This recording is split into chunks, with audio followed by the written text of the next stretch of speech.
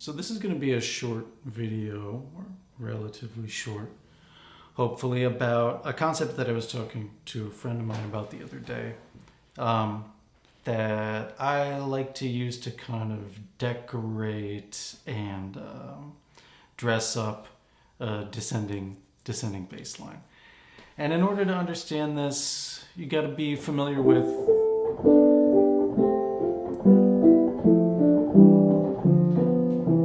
this kind of 7/6 descending faux bourdon pattern, and it's helpful if you are comfortable with printers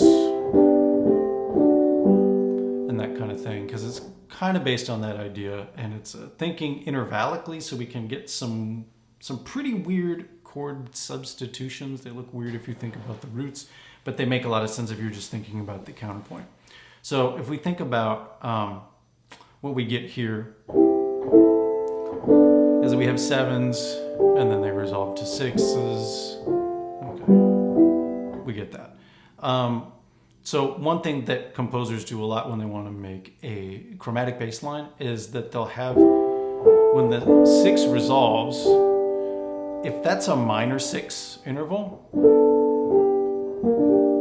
then we can flatten the bass and it still makes a sixth. We're kind of taking advantage of the ambiguity between diatonic and chromatic half steps because we're an equal temperament. So like this is still technically a sixth, even though it's dissonant with the key, right?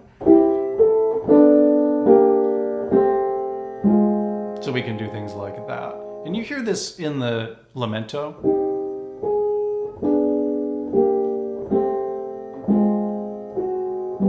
Like that. And you can do this in a major key, but basically I feel like that's kind of the contrapuntal heart of that chromatic lamento, is that you're still resolving to six, but you're kind of changing the quality of the sixth. Anyway, so now it runs a kind of funny spot here. Sometimes I hear that it should just do that, but we can also kind of just brute force our way through that weird spot in the middle of the scale.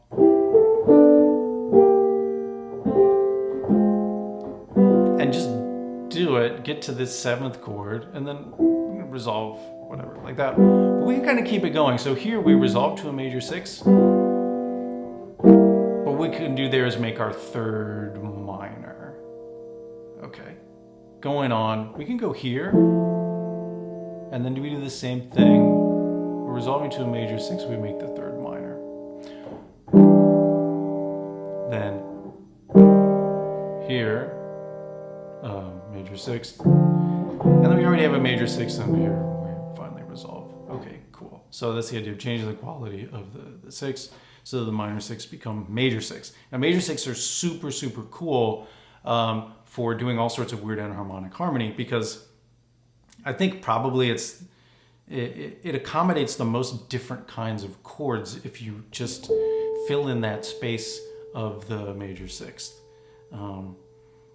Because it can be like the third and the fifth of a chord. It can be a ton of different things. Anyway, I'll just play them all first because they're easier to see than they are to analyze, or easier to hear. So, okay.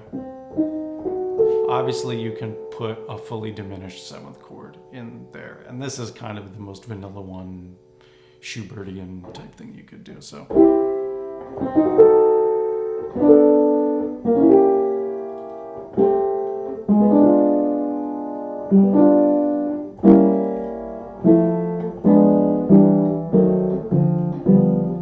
Again, we've all heard that a million times, but it's cool. It's really nice.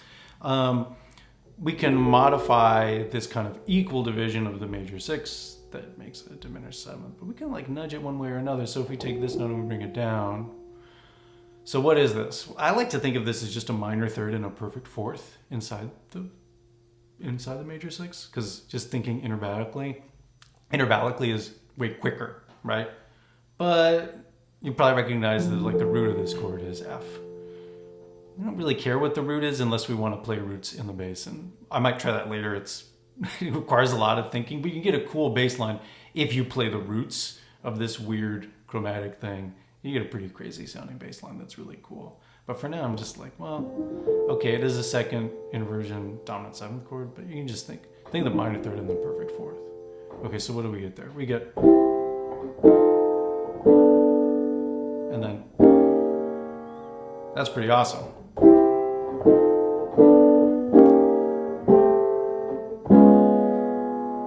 And then we have to do that, but that's really wonderful. Okay, and then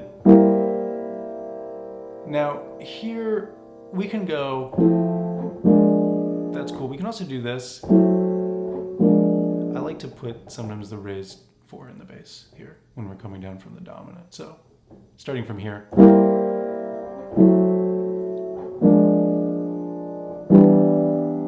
And you can leave the 5th out there.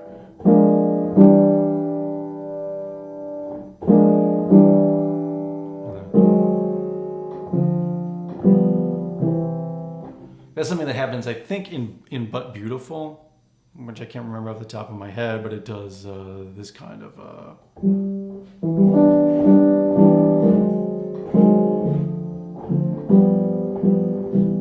something like that. It uses like this chord in between the median and the supertonic.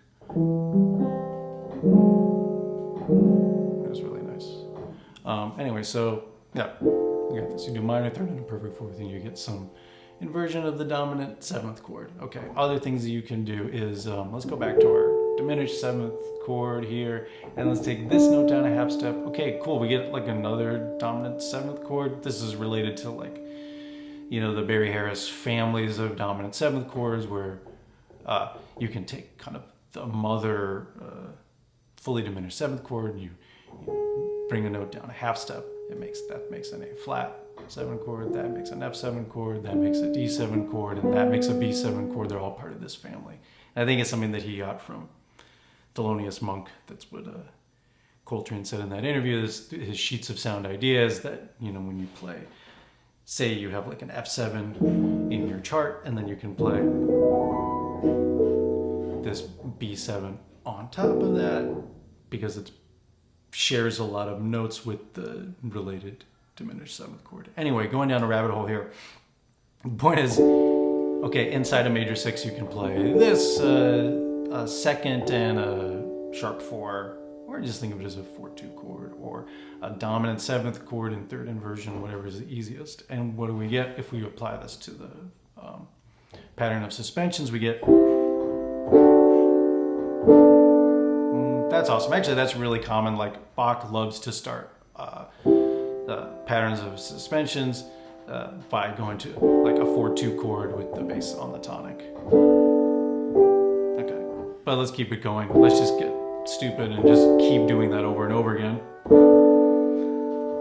So we get, okay, that's cool. And then this, which wonderfully goes to this G7. That's that. We might recognize that from the omnibus progression. Does that? Anyway, we get to there, and then what was I doing? Okay, and then this resolves to there. And then here I really would like to do that sharp 4. And then we have a regular 4-2 where it's supposed to be in the rule of the octave. And that sounds fantastic. You would never think of that, but where was I?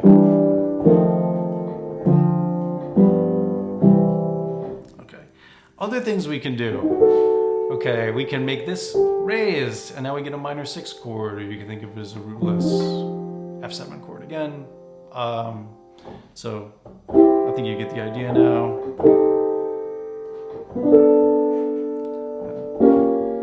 Beautiful.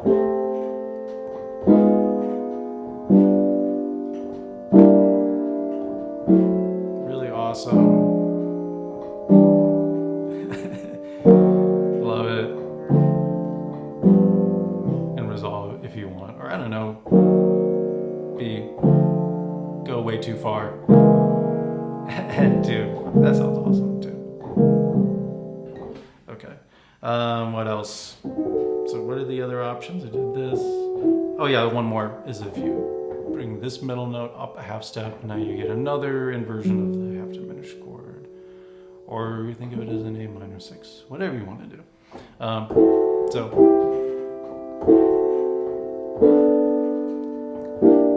I really like this inversion of this is my favorite inversion of the dominant, the hepdiminished chord, because when you use it in context, oftentimes it's resolving down a half step in the bass like that. So it's good to know this one, actually. I think of it as like a major 6 chord with a sharp 4 in it or something. And it's helpful because it's also close to this. Once you've got this door open, you can go to this and jump out of this sequence in any key that you want. But anyway, let's keep going here.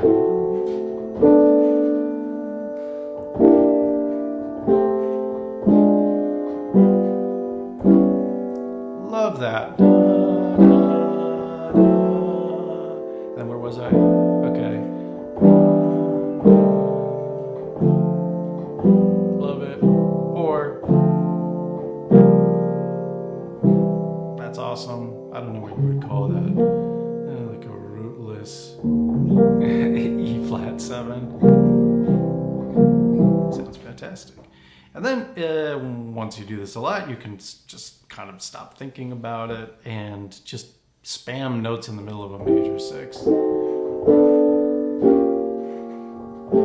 then you're changing it up.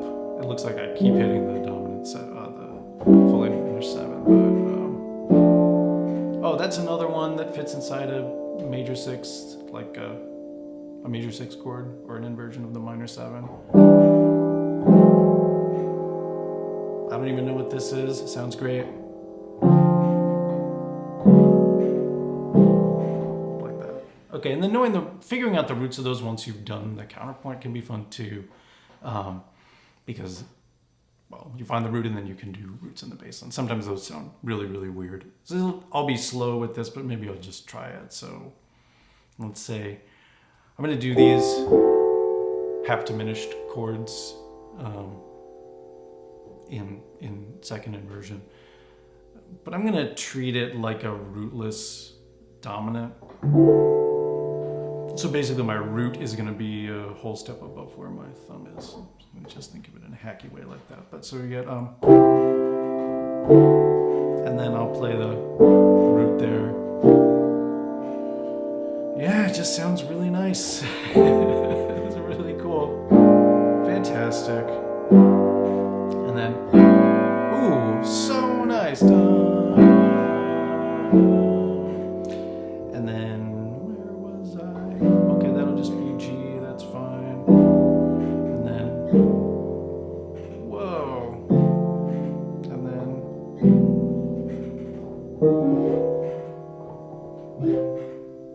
or wrap it like that. But, hey, there we go, sharp 5. Whoops. Okay, I think you get the idea. Hopefully that was short and you can have some fun with that.